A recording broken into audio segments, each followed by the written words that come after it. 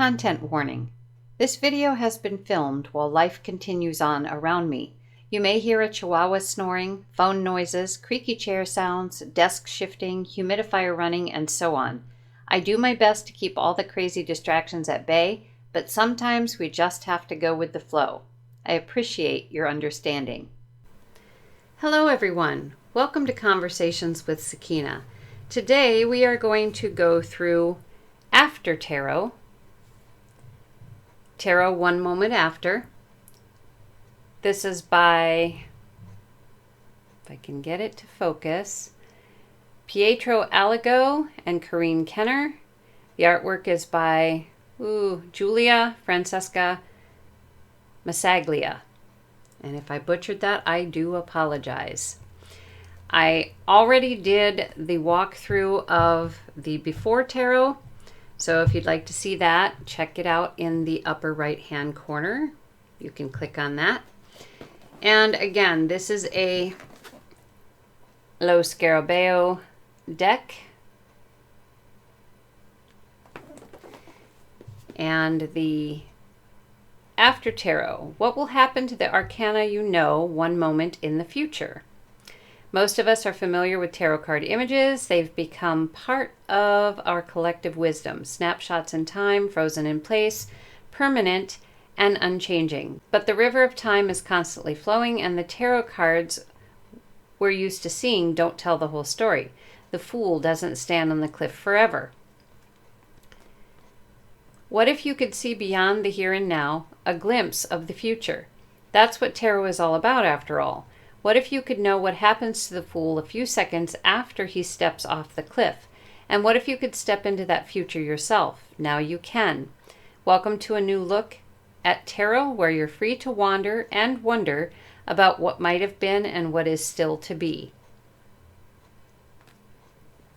And we have a very interesting, it's kind of a copper color and a gold color. They shine off the box, but it's very hard to see in the camera how that works. So we have a magnetic box. Beautiful picture on the inside of, obviously, the Moon card. And the book called Afterthoughts, The Guide to the After Tarot by Corrine. We're going to take a quick look at this. This deck came out in September 2021. So the Before Tarot about the same time. So how to use this guide, introduction, section 1, Tarot Basics, Divine by Design, the structure of a tarot deck, how to read the cards, the tarot date book. And then it goes through the Fool, the 1s, 2s, 3s, 4s, 5s, 6s, 7s, 8s, 9s, 10s, court cards, the 4 pages, 4 knights, 4 queens, 4 kings, and then the conclusion.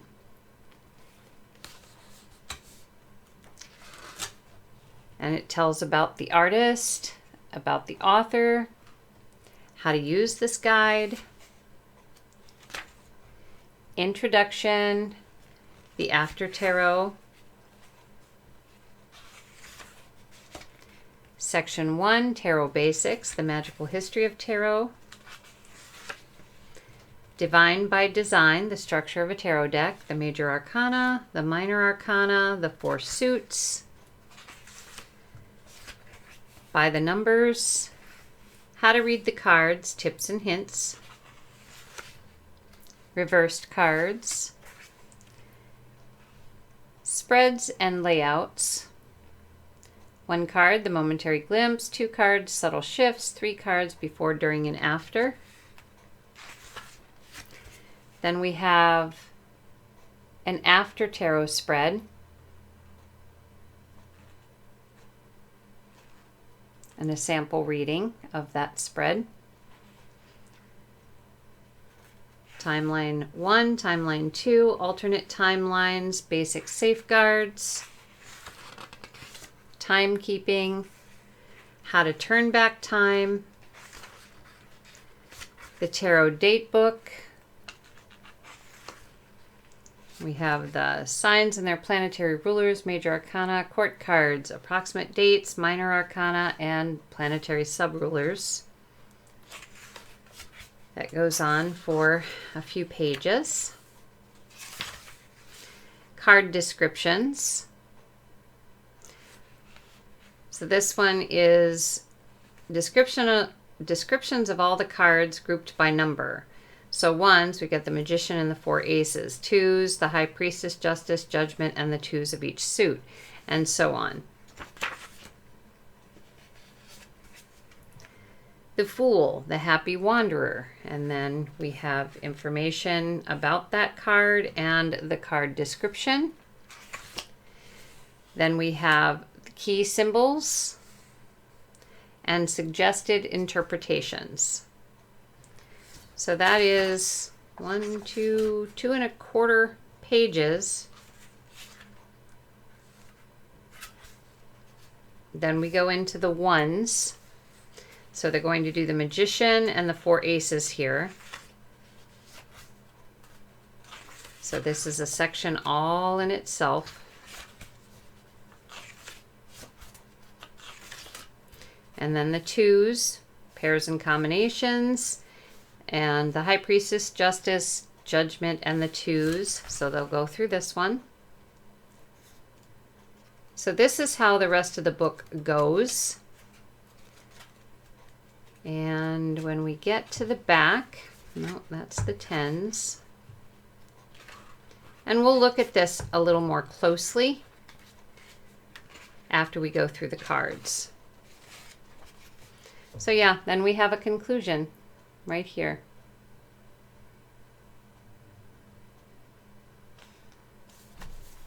So that is what the book is about. So here are the cards. And of course, we always have the 2 extra cards from Lo Scarabeo. We're going to shut the box for right now and just keep the cards here.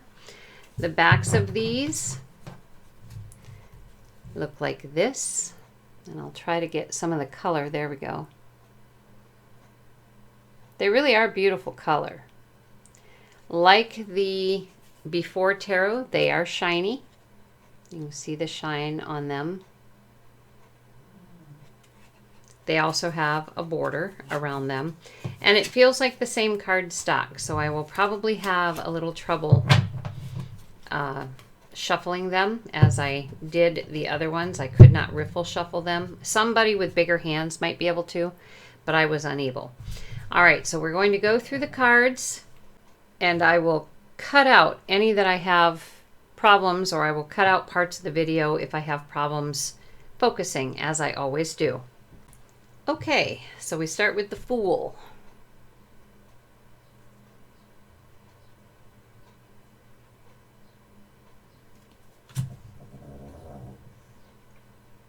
And again, as with the Before Tarot, if I have to put music in the background to cover up Sammy, my Chihuahua's snoring, I will do so.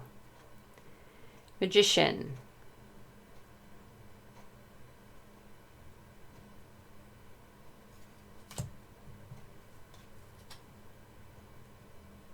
The High Priestess.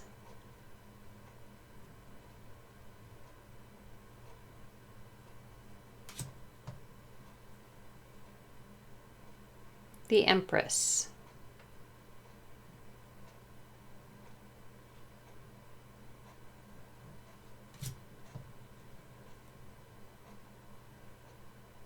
The Emperor.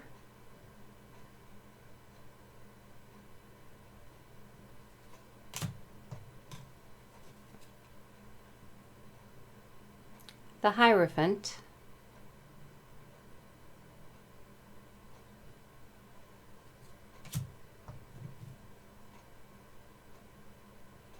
The Lovers.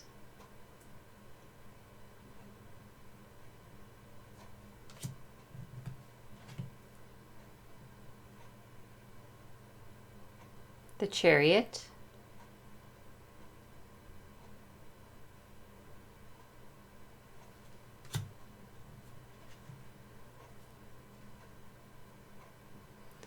Strength. Okay, so on some of these cards, you might actually have to kind of think back and go, okay, what is different? We have her hugging the lion. Well, the difference is she's hugging the lion. She's not holding his mouth open. So she has basically tamed the wild beast within.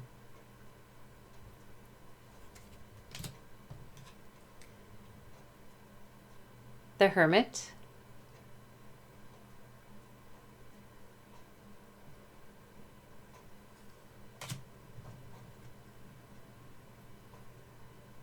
Wheel of Fortune.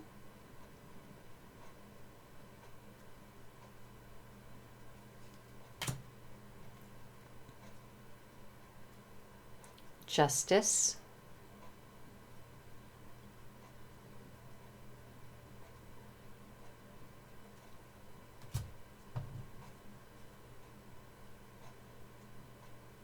The Hanged Man.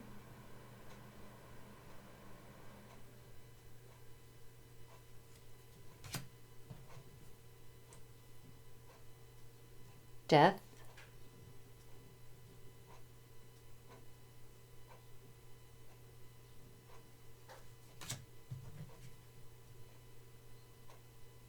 Temperance.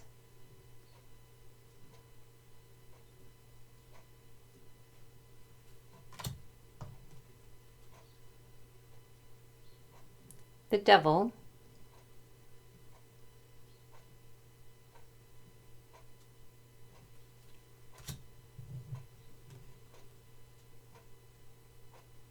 The Tower.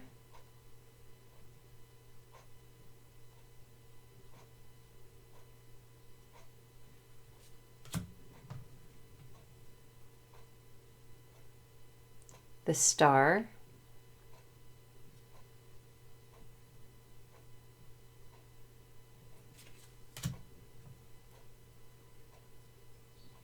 The Moon.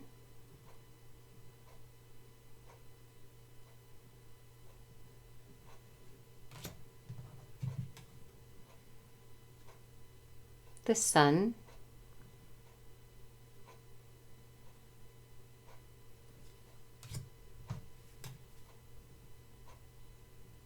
Judgment.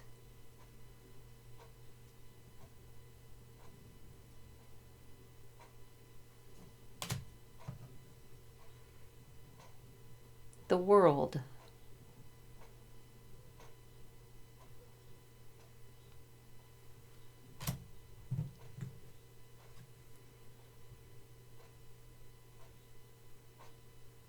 Ace of Cups.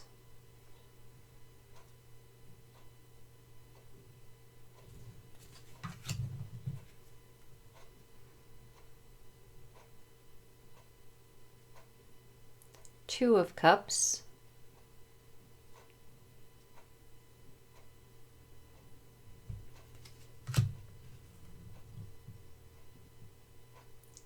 Three of Cups.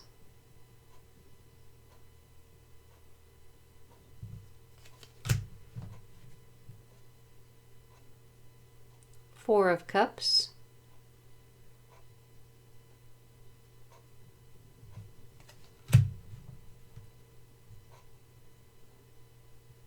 Five of Cups.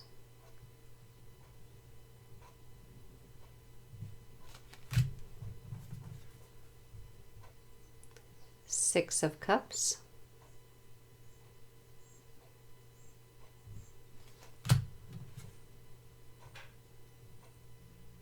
Seven of Cups.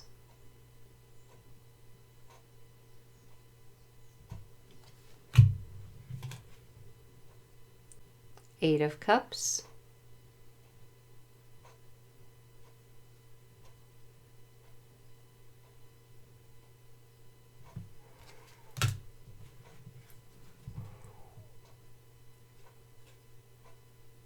Nine of Cups.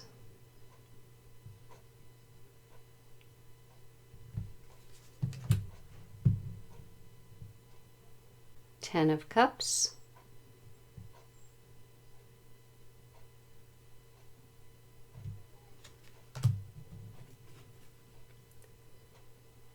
Page of Cups,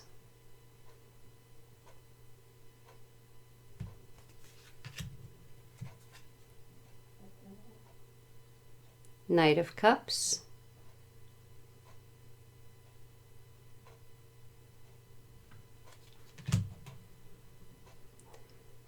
Queen of Cups,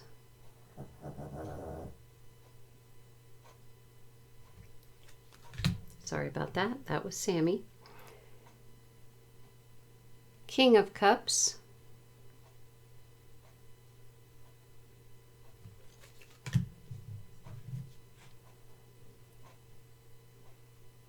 Ace of Pentacles,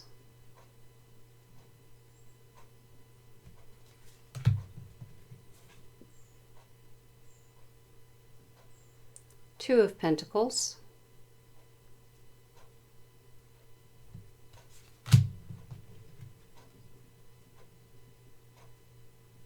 Three of Pentacles,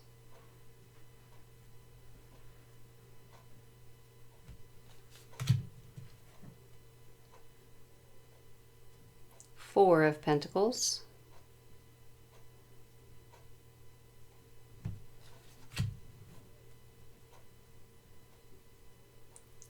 Five of Pentacles,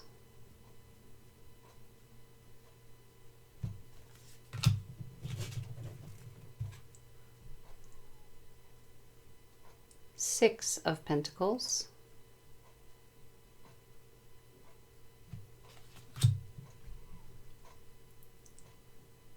Seven of Pentacles,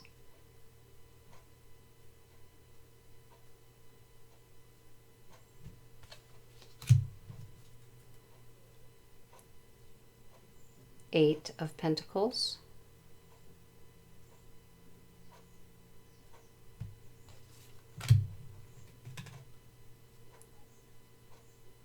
Nine of Pentacles,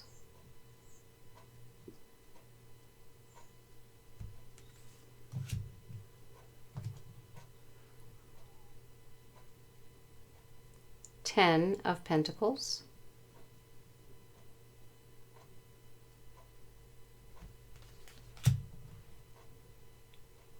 Page of Pentacles,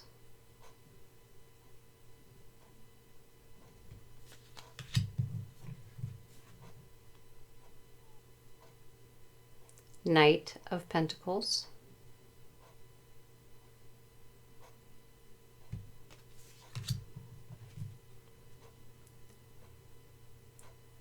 Queen of Pentacles,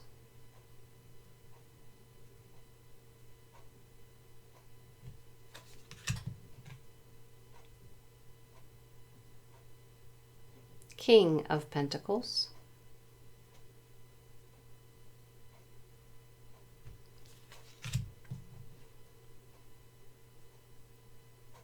Ace of Wands,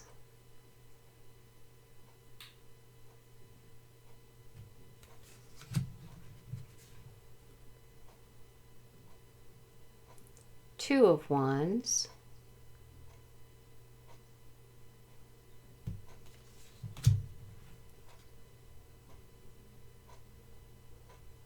Three of Wands,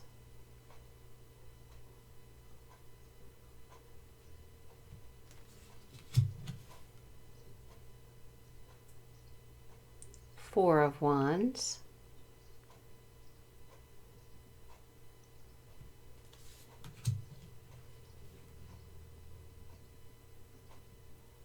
Five of Wands,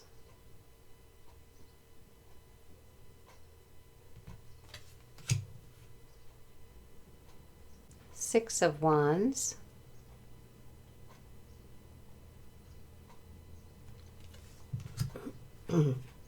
excuse me, Seven of Wands,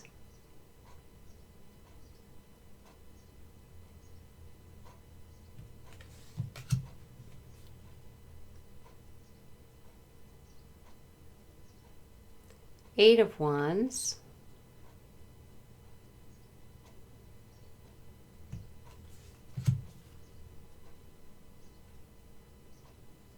Nine of Wands,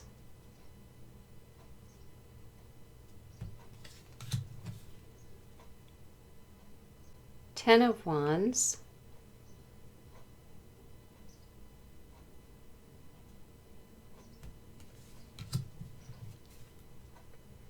Page of Wands,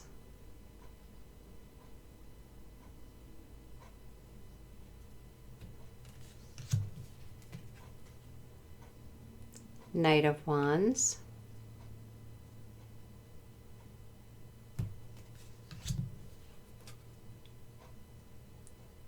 Queen of Wands,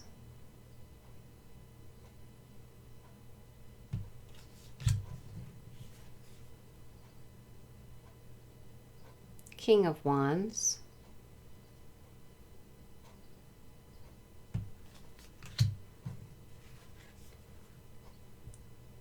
Ace of Swords,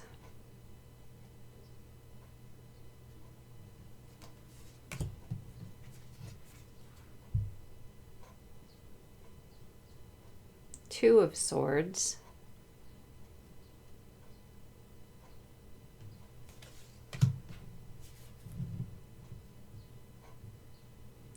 Three of Swords,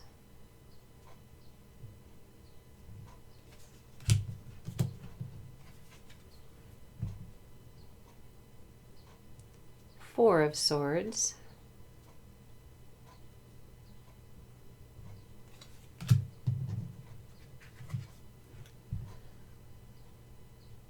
Five of Swords,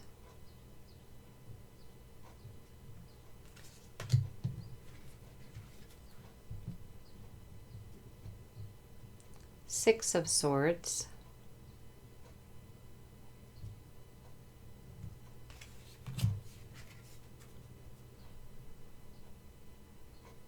Seven of Swords,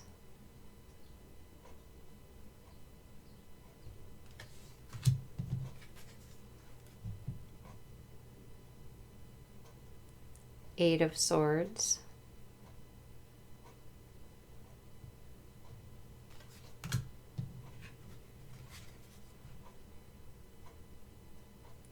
Nine of Swords,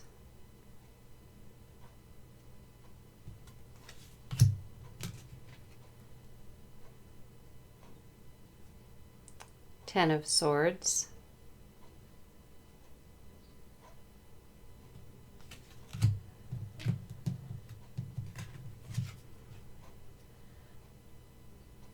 Page of Swords,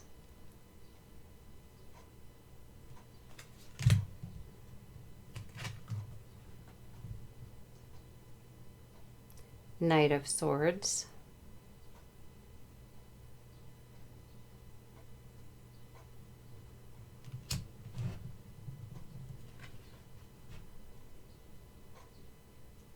Queen of Swords,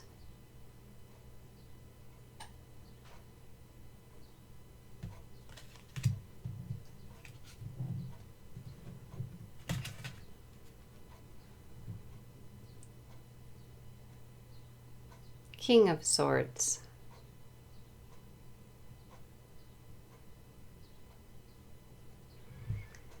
okay, so those are all the cards. I'm going to take and just kind of mix up the major arcana here for a sec and pull one at random, and we'll check out how the book reads.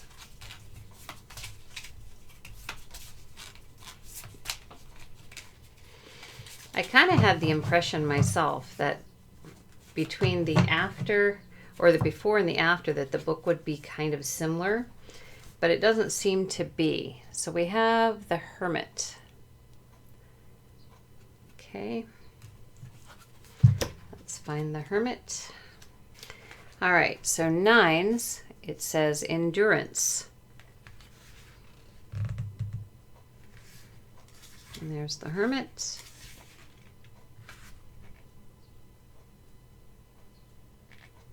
And they've got the moon in there too, which is 18, so 8 plus 1 is 9.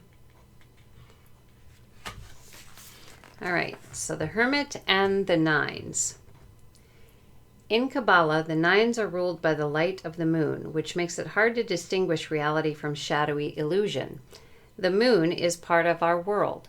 but at the same time, it's not our world. It's a place of imagination and dreams. The number 9 is a symbol of completion and conclusion.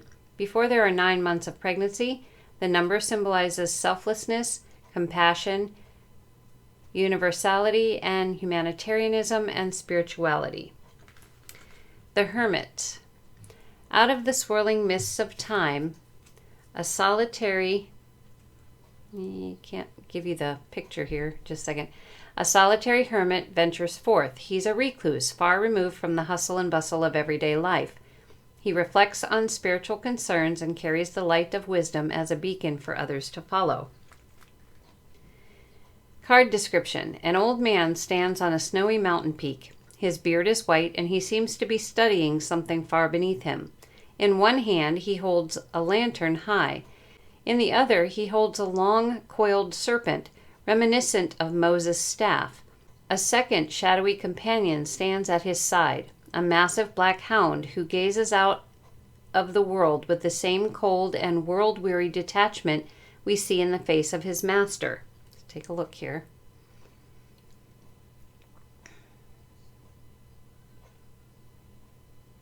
The Hermit. Okay, so there's the dog, the snake,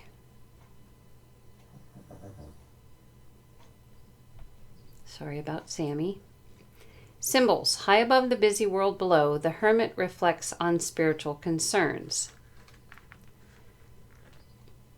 He carries a lantern of wisdom both to light his path and to serve as a beacon to others. His lantern is a symbol of light and leadership. The light in the hermit's lamp is a 6-pointed star like the Star of David and Solomon's seal.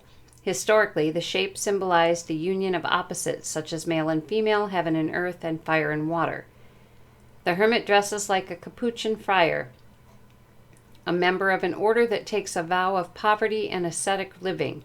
His robes suggest austerity and asceticism. He's living proof that a simple lifestyle can enhance spiritual development. The mountain setting is the place where we first met the fool, and the staff-turned serpent is reminiscent of the fool's walking stick. The serpent is one of 3 signs God gave Moses to prove his authority to the Pharaoh of Egypt. The snake symbolized the Pharaoh's rule, so when Moses turned his own humble staff into a serpent, it showed that the Pharaoh was no longer in command.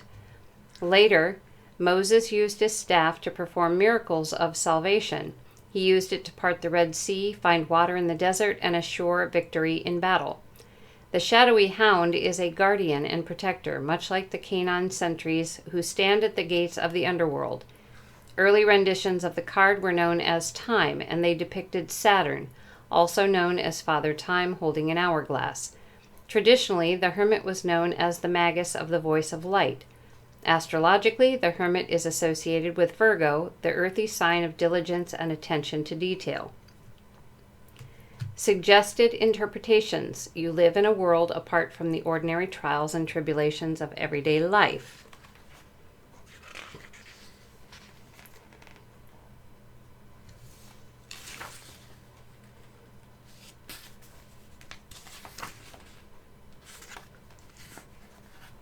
You've blazed a trail up a mountainside, and from your vantage point you have a clear view of the hustle and bustle below. The climb, 3/4, and your current vantage point, 3/4, have made you humble. You know you're in a unique position to shed light on the path. While you like to seclude yourself, you don't mind being found. You'll gladly share your wisdom with others. You are patient and wise. So there we have the Hermit. And you can see by this how the cards read through the book. All right, so what I'm going to do here is go off camera, and I'm going to shuffle really, really well and then come back and ask Sakeina what she feels about this After Tarot deck. Be right back. Okay, I'm back. I'm going to do a little bit more shuffling here and ask Sakeina to throw out a jumper or two to see what her take is on this After Tarot deck. And there's one. And Sakeina, do you have another? Give her a minute. See if she has another one she wants to put out there. Sometimes she only has one, so we shall see. Oh, there it is. All right, so, all right.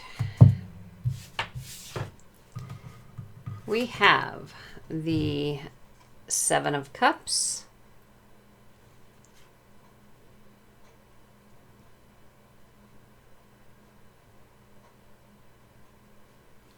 and we have the Queen of Wands. All right, so now I'm not versed in these, so I'm going to do the best that I can here, and then if I have to, I'll look in the book. The regular Rider-Waite, this is a card of many choices. And it looks like from this one that this person chose what they wanted. And it looks like it's probably jewels and that kind of thing.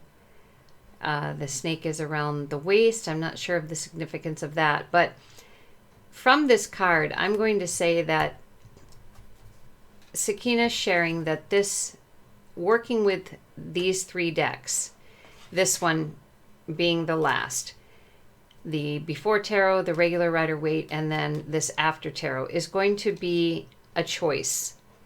And it's going to have to be a choice that happens because somebody really, really loves tarot and they really feel like they're going to get something amazing out of it.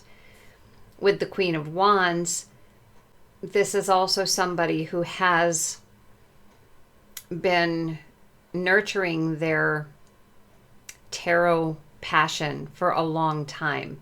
And this is just going to be another step up in this passion for them. Is this deck for everyone?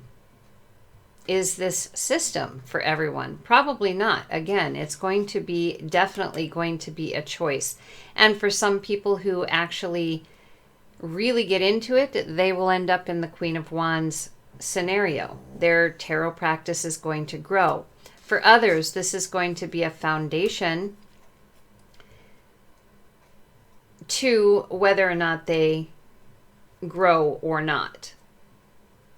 It's going to take time to work with these, and you know, like I said, a lot of love and a lot of passion.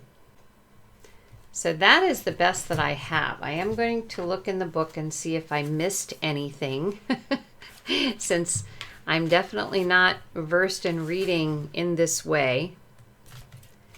All right, so we have the Seven of Cups. Be careful what you wish for. The Seven of Cups is a card of dreams, wishes, hopes, and fears. Let's see, suggested interpretations. You've made your choice, treasure it. You won't go home empty-handed, but you might be getting more than you bargained for. It's time to quit daydreaming, pick a reasonable goal and pursue it. Get your head out of the clouds and come back to earth. Be careful what you wish for. Remember that everything you own also owns you. So I think it probably went with, as I said, you know, this is a choice. It's going to be a choice. And for some, it might be a lot harder than expected. So you're really going to have to love tarot if the choice you make is to try this new system. And then the Queen, I do believe it said those were in the back. Okay, so Queen of Wands.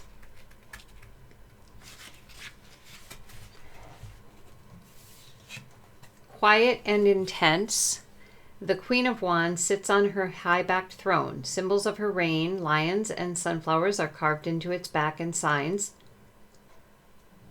She holds a sunflower. She's dressed in bright yellow, orange, and magenta, and she holds a sunflower. Her black cat, like a witch's familiar, is about to leap into her lap. Elementally, the Queen of Wands embodies a steamy blend of water and fire. Astrologically, she represents the cardinal fire sign of Aries, the fiery sign of leadership and initiation, which makes her a natural leader.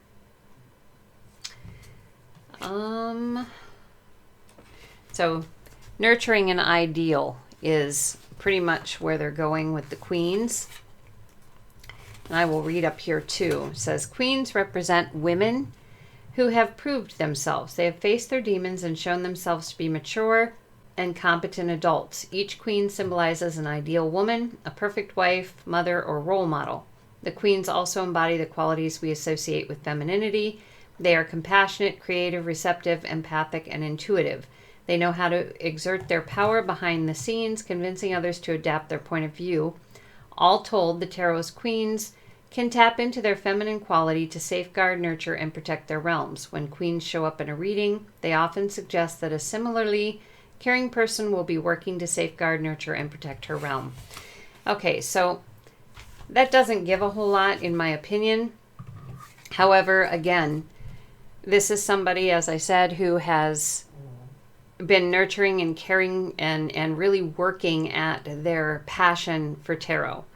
And this is going to be the person who probably has the most luck with the choice that is being made here. However, it's not impossible. This is a foundation. Foundations, when you have a good solid one, can grow. So that is Sakeina's take on this After Tarot deck.